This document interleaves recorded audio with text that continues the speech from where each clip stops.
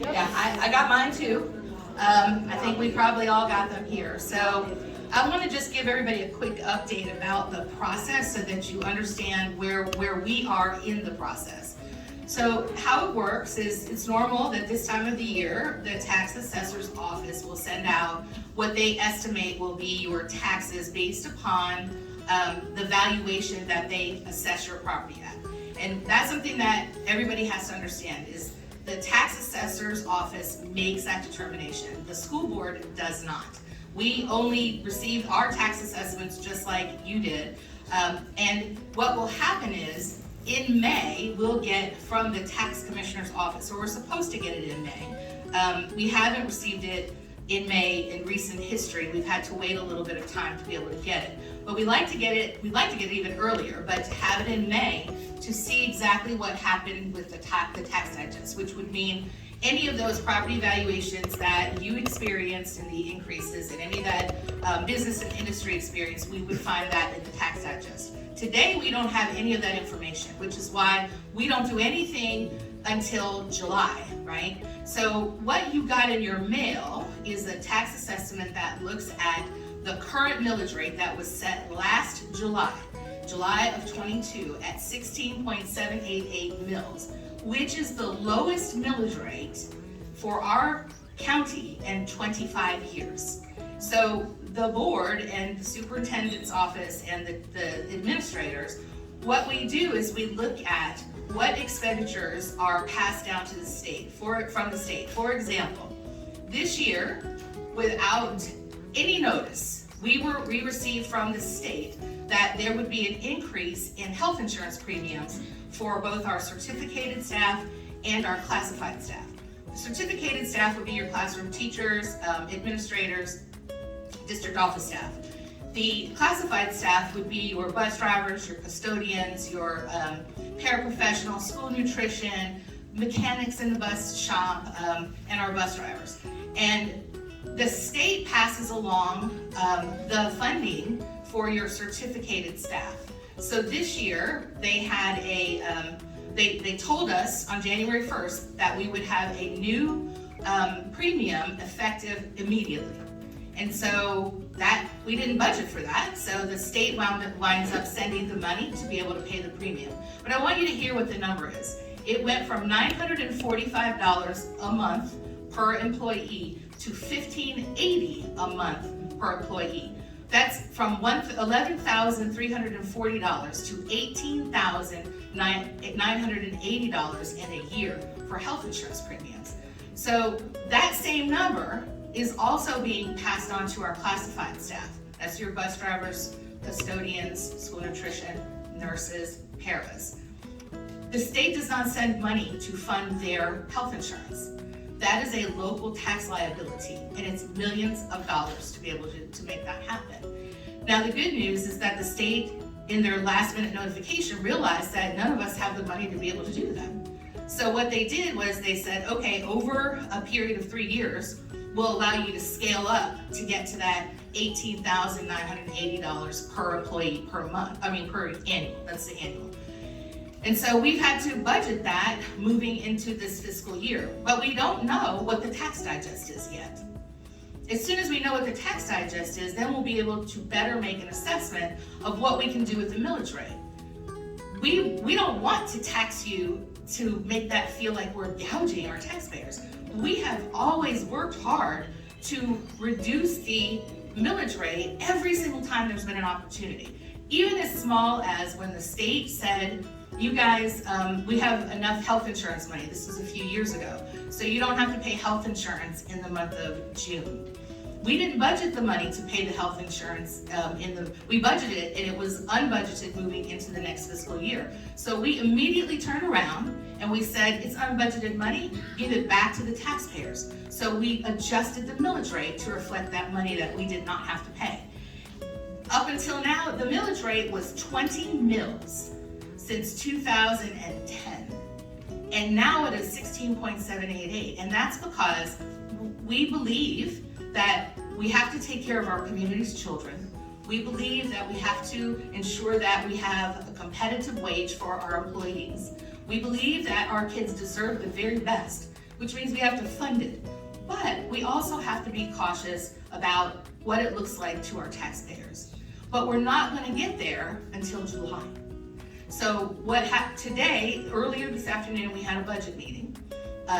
We had a preliminary budget meeting in March, the end of March, and then we had one in today, and then the board will approve a tentative budget in May. All the time, we're waiting on this other data that we don't have access to. As soon as we get it, then we'll look at it and see, oh my goodness, this is where we are in terms of the general taxpayers. And then we will make an adjustment from there to ensure that we have the financial resources we need to run our school system and to pay for the things that we didn't ask them to do, but we have to take care of. The other part of this equation is our senior citizens who are on a fixed income. And they lobbied us last year and spent a lot of time here in our meetings. And the board passed a resolution last December to affect a senior citizen we already have a senior citizen exemption. But we consulted with an external company because we didn't want anybody to think that we were manipulating the situation. We said, we want to know what can we do for our senior citizens. So they went and worked with the tax assessor's office very closely and came back with some recommendations to the board for what we... Good evening to each one. And I appreciate all of the information that you have shared with us today. It answers some of my questions. Along with what I had in mind, as you being a senior, the age may be 65 and above, how many years past that will we have to continue to pay school taxes? Because my taxes for the school is higher than the property tax. And I did hear what you just said, and I will make an appeal later. But as far as right now, after you get a certain age, 65 and older, look like we would be able to be exempt from paying school tax. I don't have any children in school at this time. So, you know, on fixed income, certain amount of money coming in, then yes, you gotta pay your property tax. But again, the school tax is higher than the property tax have ever been. So with what you have coming down from Governor Kemp, is that going to address this situation, or are we going to have to wait until November to see what's going to be on the ballot? Yeah, so you will have to wait till November, and then you'll need to vote. I can't reiterate that enough. If it does not pass, I'm going to keep saying that, you will not see it. So you have to do your part, just like you campaign for people. If you want this to pass, you need to campaign for it. Once it passes, then you'll see an effect for next year. So it's similar to election. Once we get voted on, we're sworn into office the next year. And it's not something you'll continue to vote on. So if it's voted for yes, you won't have to vote on it every year. Okay, so I'm assuming then, being 65 and up, we're gonna still have to pay school tax, regardless what is gonna come in November. My question, I wanna be exempt and not pay no tax for school.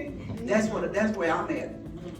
Yeah, you won't be able to do that this year. I apologize. So that's why that was one reason why we lowered the millage rate last year when we had seniors coming over here. And let me say, for those that are not seniors, that lower millage rate affected everybody. So we did something from everybody last year. So that's why we lowered it from 18 to 16.78. Understood. Thank you.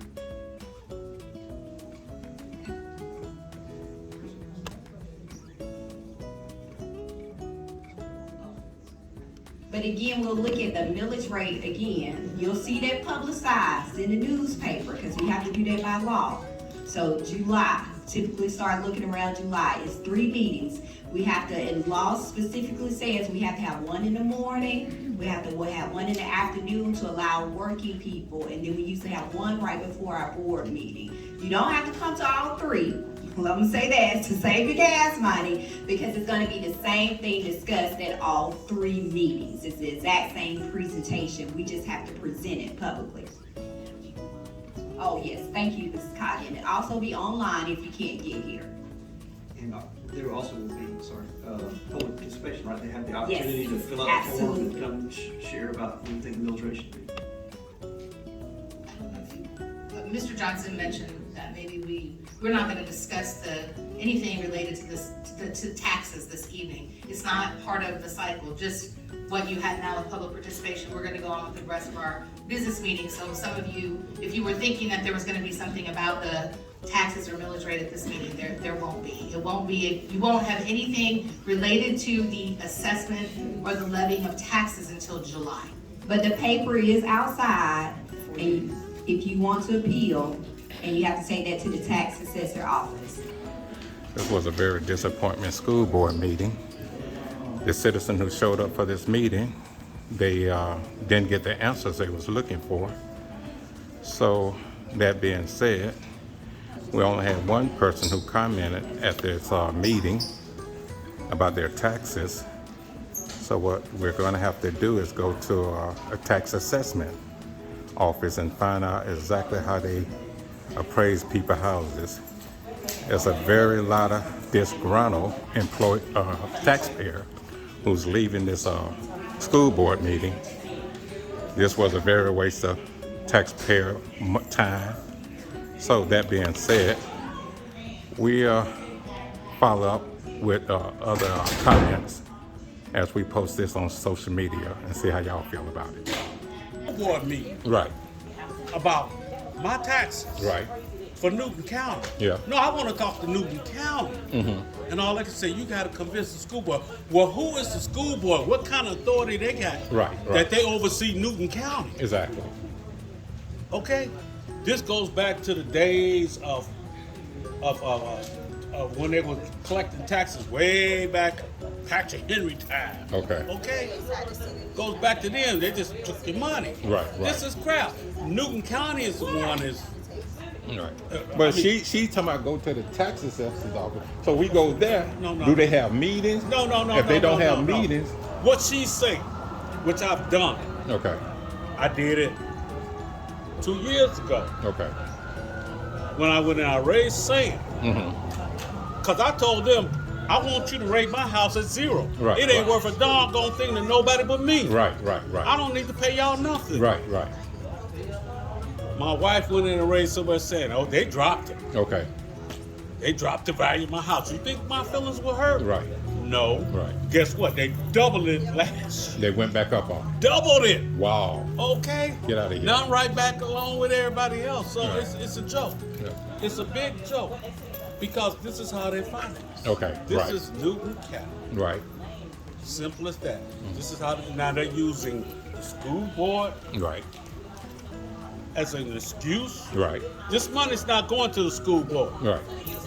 It's going to Newton County. You and I don't know what they're doing with it. Right. We know what it's designated for. Right. Look at what happened in DeKalb County. It took Jones to get in there to find out all that money that had been designated. I lived in Newton County for 20-something years. Right. I mean, DeKalb County. Right.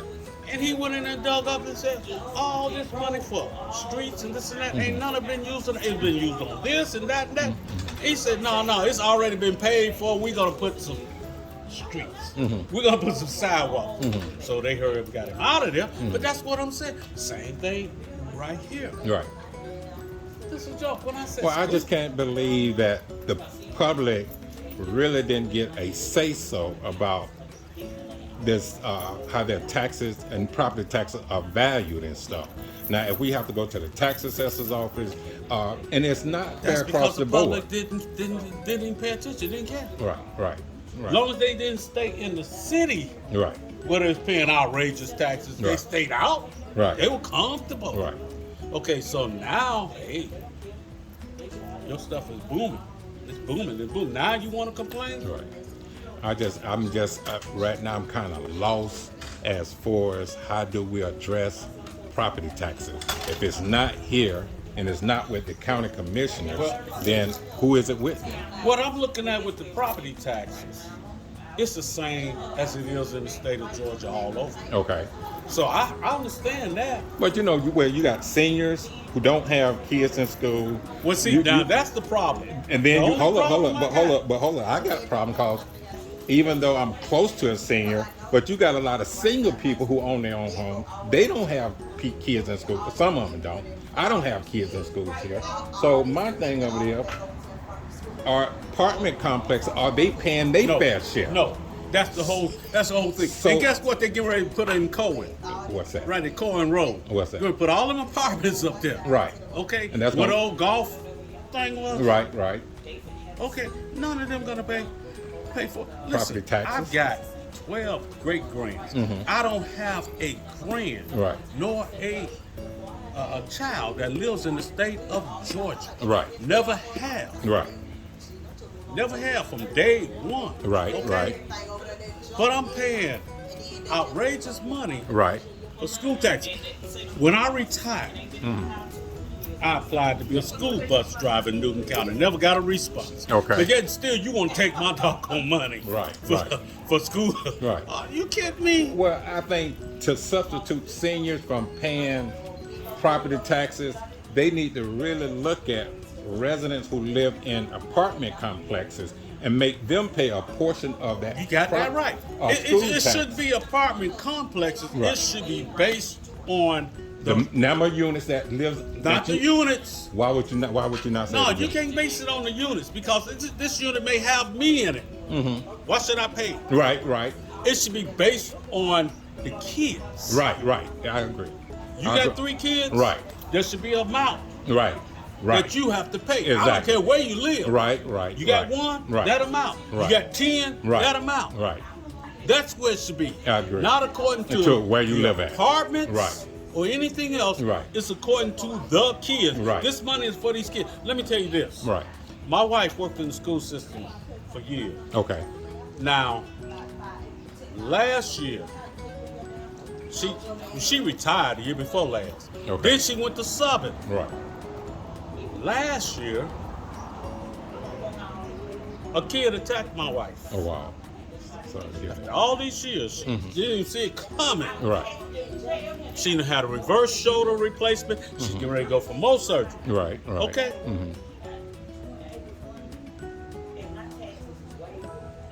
She worked on the juvenile delinquent thing.